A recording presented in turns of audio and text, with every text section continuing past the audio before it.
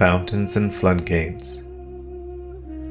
The narrative continues from the 10th to the 17th day of the month.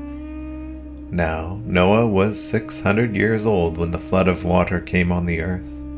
Then Noah and his sons and his wife and his sons' wives with him entered the ark because of the water of the flood, of clean animals and of animals that are not clean, and birds and everything that creeps on the ground.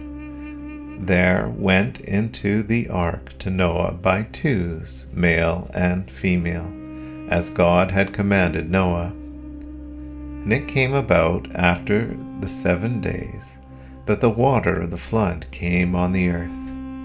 In the 600th year of Noah's life, in the 2nd month, on the 17th day of the month, on the same day, all the fountains of the great deep burst open, and the floodgates of the sky were opened, and the rain fell upon the earth for 40 days and 40 nights. We are comparing a major planetary conjunction on the date of October 21st, -2726, with the Noah narrative.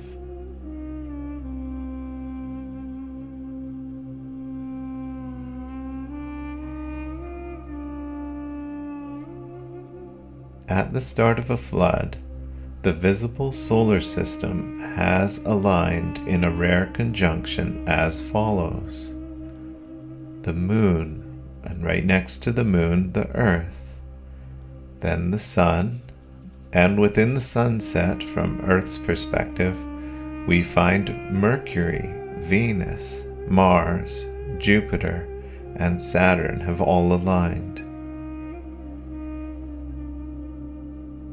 We will soon see the narrative dates appear to mark out 8 planetary retrograde motions, a fall equinox, and a summer solstice. Let us now carefully observe the 17th day of the 2nd month.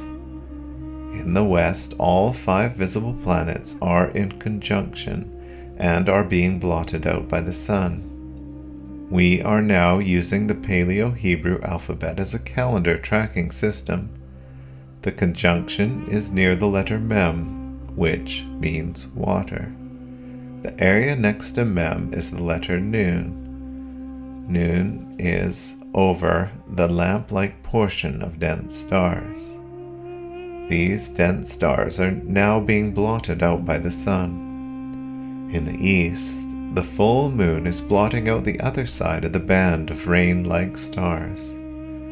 As time progresses on our alphabet star map, the noon and dense red portion of stars sink below the horizon. Now let's focus on some more details. This time we will observe the blue arc of dense stars rising up in the east, arching overhead and setting in the west. While looking toward the east, we read, "On the same day all the fountains of the great deep burst open." Then turn and look west, and we read, "The floodgates of the sky were opened."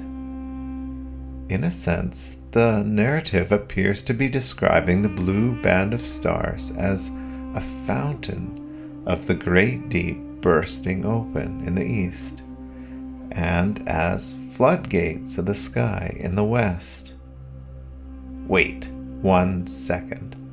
That blue band of stars is relatively fixed, and we are just observing the effects of Earth's spin each night. That apparent motion of the stars is caused by Earth's orbit around the sun. Those stars are most definitely not a fountain of water shooting up and rain coming down. True indeed.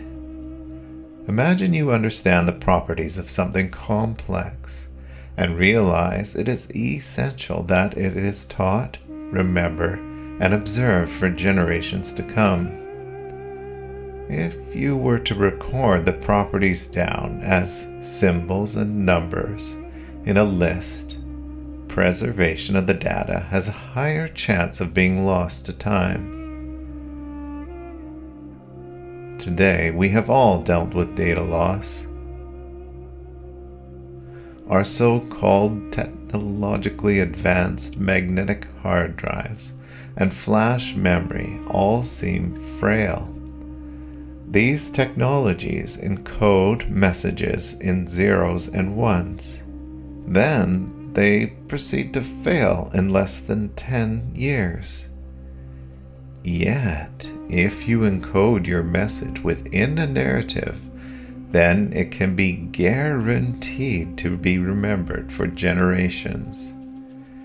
It does take hard work to decipher the message, but in the process of deciphering, one gets the sense that they are unlocking what may be the most brilliantly preserved encryptions ever recorded. Now, where were we?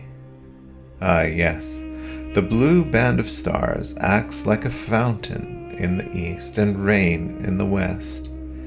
As time progresses, the full moon is starting to become dark as it's waning. This, in turn, makes the arc of rain-like stars easier to see in the night sky.